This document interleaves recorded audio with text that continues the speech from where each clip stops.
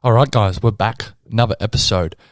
This is just off watching Slovenia versus France, and I just wanted to hop on the podcast right now. I just wanted to talk a quick one, all right, about Luka Doncic and how I think he's the next in line in the NBA. So, without further ado, let's get into this.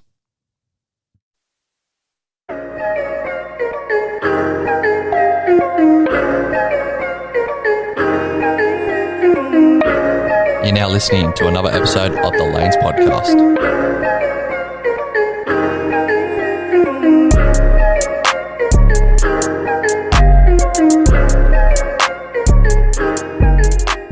Yeah, I'm back. I've just watched the game, Slovenia vs France. I'm annoyed. I'm very annoyed France won. Slovenia was my team, my dark horse team. You know, I thought that they just play so tough, so physical, so fast. They just played like a team, and I was a bit annoyed they lost. And I just needed to come on there, and I just needed to talk about them I just needed to let loose. I just want to talk about, firstly, France.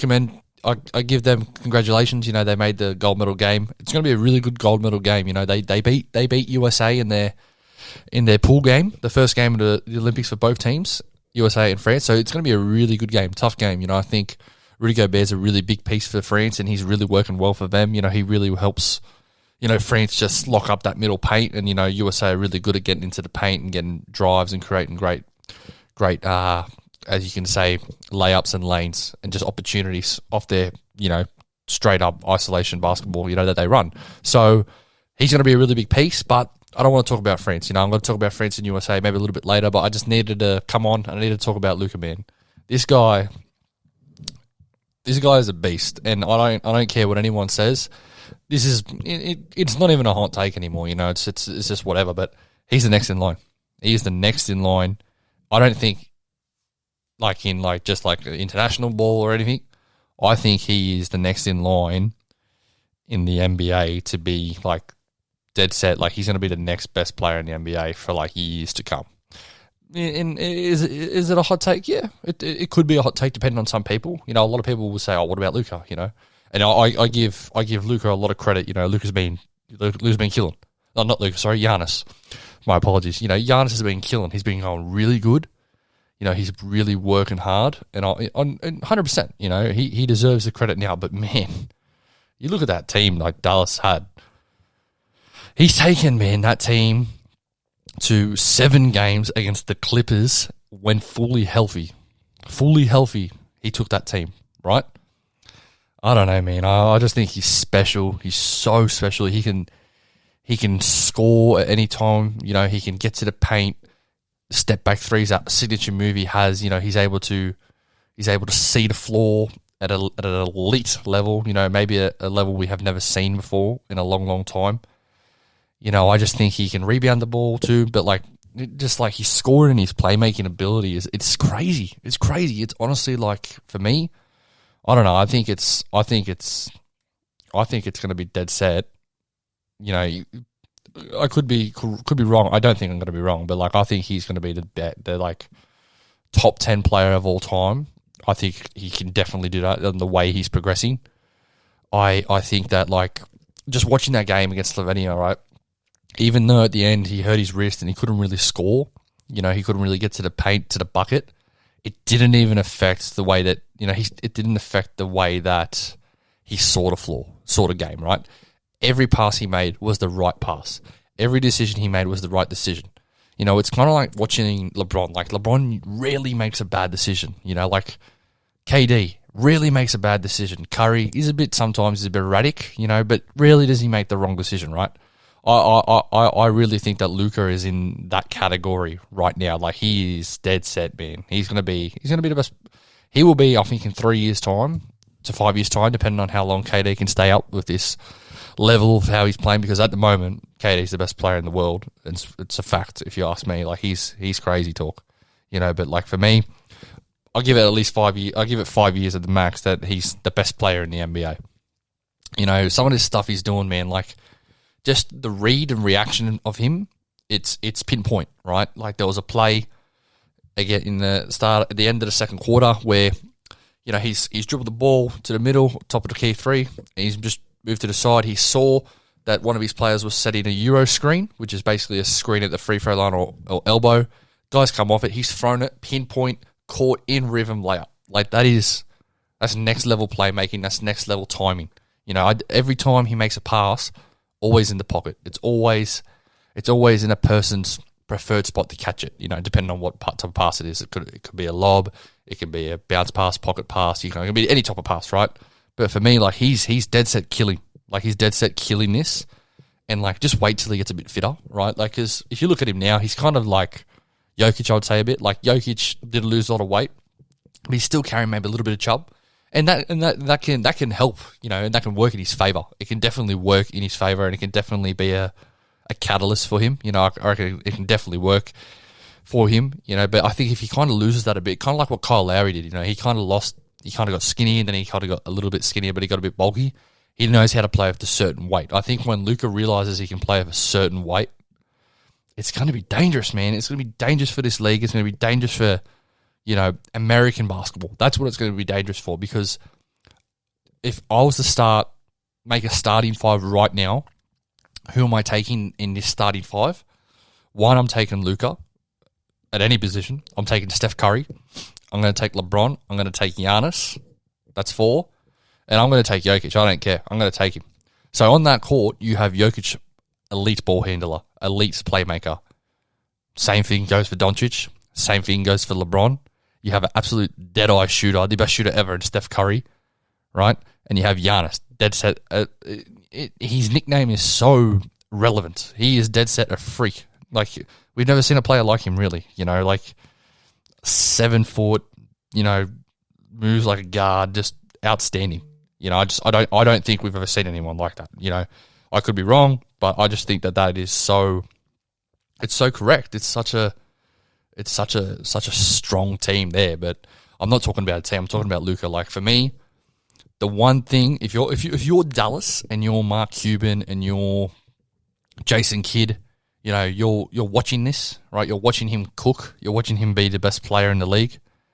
I'm looking at it and I'm like, well, we can't stuff this up, man. We can't let this guy play with, no all-stars. He doesn't play with an all-star. He's never played with an all-star in his career so far. And he's getting this team to 7 games against the Los Angeles Clippers. Possibly, I thought they were going to win it at one point. I just thought, this guy's special, man. He's going to literally, him and Tim Hardaway, I'll give Tim Hardaway credit. He played really good that series.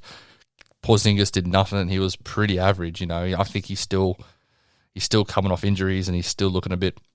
I don't know. He just doesn't look happy there. That could be a whole different podcast too. But like, just I don't think he hasn't played with a guy that is demanding the ball, that he can literally pass the ball to and say, I know this guy can at least go and create a bucket for himself, and it can give me maybe 5-10 seconds of a break. He doesn't have that right now, and that's scary for me. So if I'm Dallas, I'm watching this game, right? I'm looking to get at least an all-star. Why didn't they look at getting Kemba Walker?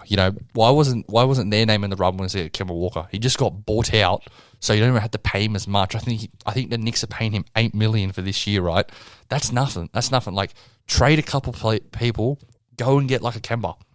At least Kemba Walker can go and create, can go and get a bucket for himself. Or it doesn't have to be an all-star right now, right? If you want to build, if you want to be that team that's building consistently, because you just think, oh, well, we took the Clippers to 7 games with a bum Porzingis who hasn't been healthy. Tim Hardaway's been our second best player. Possibly you can think, far out, man. Like, okay, I could probably take this. I reckon, we just need to get one real good piece or a young piece, and then we'll be all right. For me, like, you look at it. Kemba Walker, at least he can go get a bucket. At least he can just go chill. Do Doncic this possession. Let me go try to get a bucket. Let me go try to suss this out. Let me try to do something. Get Luka stay in the corner for like one possession, or like not even a possession. Get him in the corner. You get him chill, and you get Kemba to come off a great pick and roll. Just cut through the lane. Something like that. Anything for fuck's sake. Like, just blow by your player, make the right decision, kick. You got the split kick extra any side he's on, right? I just want him to, really get help. He needs help. He needs it ASAP. do they look at trading Porzingis like that? That can be a big possibility. You know, maybe there's been rumblings. You know, I don't like to buy into everything. You know, you can't believe everything you read, especially in sports and media today. But like, apparently, him and Doncic weren't happy. That could be true. You know, it definitely could be true. But I don't think so. I don't think so. You know, I think that Porzingis just isn't that good right now. You know, he's not ready. He's not ready. You know, he's not ready to be that second piece right now coming off injury. Pre-injury, man, like he would have been a perfect piece for him. A big that can rim run, shoot the ball, space the floor, can also be a athletic player, you know, rim run, get lobs. Great, perfect, you know, but at the moment he's not that. And that's okay. That's okay. Maybe if I'm a team like Dallas, you know, I'm looking to try to get someone. And this can be, you know, a political piece in a spot where you're like, nah, I don't believe he'd be good. You know, he's a veteran, but at the end of the day, this guy's a champion. He knows how to play the game of basketball, and I think he'd be a really good fit next to Mr. Doncic, and that would be none other than Kevin Love, right? Now you got to look at it. You can't just trade Porzingis for like superstar players or anything because at the moment his trade value is low, right? Doesn't really have anywhere he can, you know. There's not a lot of, I would say, buyers out there. I would have said that a buyer would have been Cleveland before they traded Evan Mobley. But, like, at the moment, I don't think so. But I do think, like, if you take Porzingis basically on a waiver, you have Evan Mobley, you have Jared Allen. That's a good big man rotation because at least Jared Allen, at least, you know, Porzingis can shoot. You know, he's on his days a consistent 3-point shooter. Evan Mobley can be anything right now. He can be a really good player, but Jared Allen can't really shoot. He's in that mode or that mold of centers where they're, you know, really good rim runners, you know, don't really space the floor, but do their job, just do all the dirty work, you know. That's still a player that it's not as valuable in the league, but I still think that they can have a role. In saying that, we just saw on the previous podcast that Andre Drummond signed a vet minimum to the Sixers where he's going to be behind top 5 center in the league. You know, but that's here or there. I had my opinion on Andre Drummond. But yeah, no. Kevin Love, he'd be a really good fit next to Luka. First thing Kevin Love does, he spaces the floor really well. He rebounds really well. Maybe not at the rate that he did before, you know, and that's fine. He doesn't have to rebound at that level, you know. But if he can get you 10 rebounds a game, he can get you 18 to 20 points consistently, I think he can do that, you know. Jerry Colangelo, or one of the Colangelo brothers, I'm not too sure off the top of my head the name, but he said, Kevin Love came in, he was unhealthy, wasn't fit, this, that. And that can be really true. That could be true. Like, he might not be healthy, he might be a bit unfit, a bit weathered, but if I'm Dallas, like, if Luka's growing to the fact where he hasn't signed this big extension yet, and you've seen players like Shea, you've seen players like John Collins, Trae Young, you've seen players like Trae Young, Shea, they've signed their big maxes already, you know, and Doncic hasn't, you know, and one of the guys I listen to exclusively, I really like him, Bill Simmons, he said, could Luka be the first player in the NBA to just say, you know what, I don't want this max extension. I know I can get a max anywhere I really want. If I say to someone, I want to go to this team, it will happen. You know, he can be a player and say, you know what, I'm just going to leave it. I might look somewhere else, you know, like, and that would be scary for Dallas. Like, you just let the next best player in the league go for nothing. You know, maybe you get a sign and trade, but like, you're never going to find anyone, I don't think, right now as big of a potential that Luka Doncic has, right? So if you're Dallas, maybe look to trade some players and get some good players in, or get assets like picks to get back out, right? You need something. You know, Luka just needs one more player, right? We've seen in this league, apart from the Lakers and the Nets, where they've had, you know, I'll just say the Nets. The Nets have a big 3. The Lakers have a big 2, and Russ, you know, he can be a big 3, but I'm not too sure if he's a big 3 right now. Could be wrong, doubt it, but you know, that's just my opinion. You know, I think he just needs one more player to go out and get him a bucket. Like, why didn't they even look at getting Evan Fournier, right? Like, for me, Evan Fournier, if he signed 4 years, 80 mil at the Knicks, or Tim Hardaway, 4 years, 78, Tim Hardaway can't really go out and get you a bucket, but I would like to have Evan Fournier in my team. Doesn't give you anything on defense, but in the NBA, you don't really need defense to win games anymore. You know, why don't they look at having a sign at him? Looking to try to sign him, sorry. Why aren't they looking to be players? Why aren't they being aggressive? Jason Kidd, he can get a lot out of Luka, I think, and the staff that they have, I think it's a Luka Doncic friendly staff. They have JJ Barea there. They're going to have Jason Terry, I believe, as his assistant. So like they have a team where it's going to be suitable to Luka.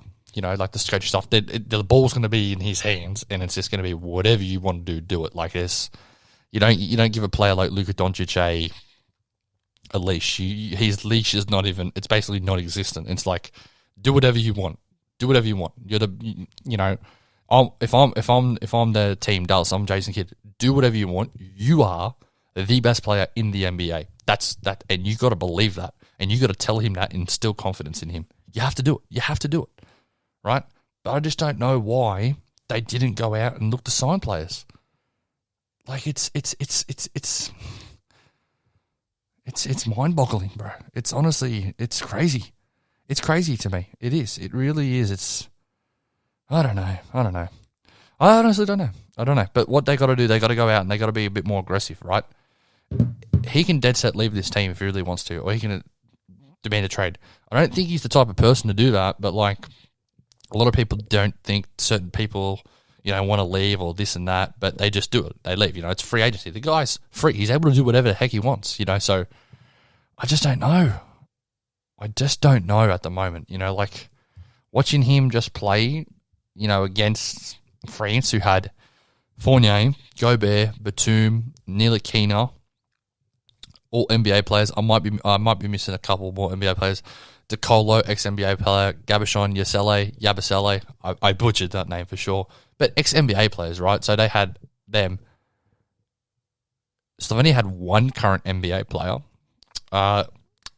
Zoran Dragic played in the league, and Klanta, I believe he played in the NBA at one point. But three NBA players against that, and they only lost by 4 or 5? No, they didn't even lose by 4 or 5. They lost by a great block by Nicholas Batum. I don't know, man. I think he definitely needs a bit more players. He definitely needs help. Help. And if help doesn't come on the way, he will leave that team.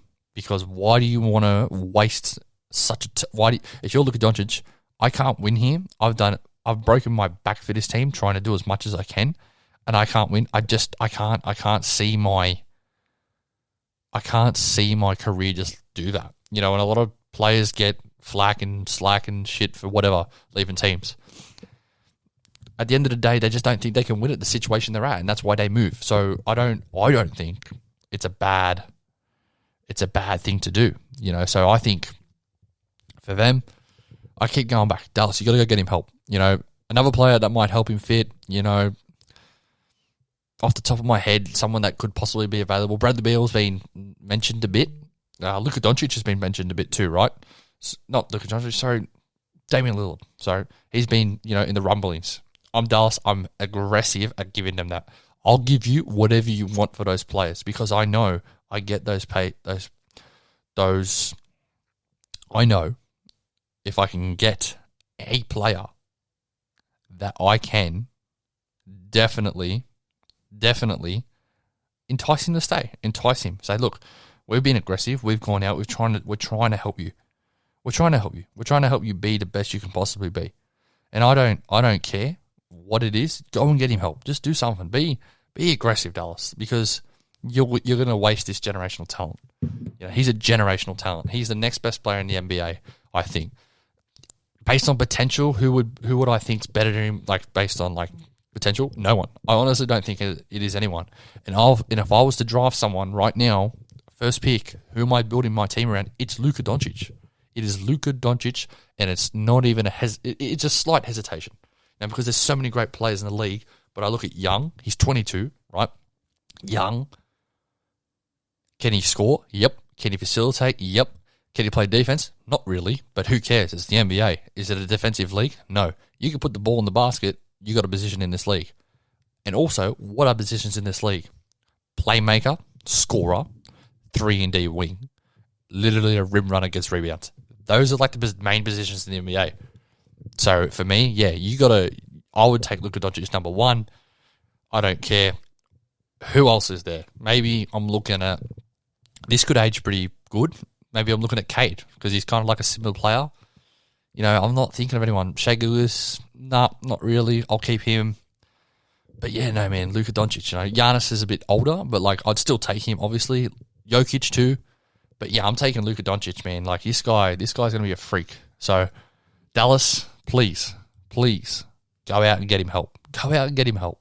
Just get him something. Get him a better starting lineup than Willie Cauley-Stein, Kristaps, Tim Hardaway himself, and Jalen Brunson. You got to get him something a bit better than that. Come on. Obviously, let me be GM for 2 weeks. I'll have something. I will make a trade to try to make this team better. Right. That's all I've got for today. I just wanted to come on. I wanted to talk about him. He's going to be the next generational player. He is a top 5 player, in my opinion, already. So watch out for Luka Doncic. And Dallas Mavericks, make a move. Please, make a move. All right, guys. Thanks for listening. Thanks for listening to another episode of the Lanes Podcast. Make sure you find us on Instagram, Spotify, Apple Podcasts, YouTube, or anywhere else you find your podcast services. Make sure you like, share, and subscribe, and have a great day.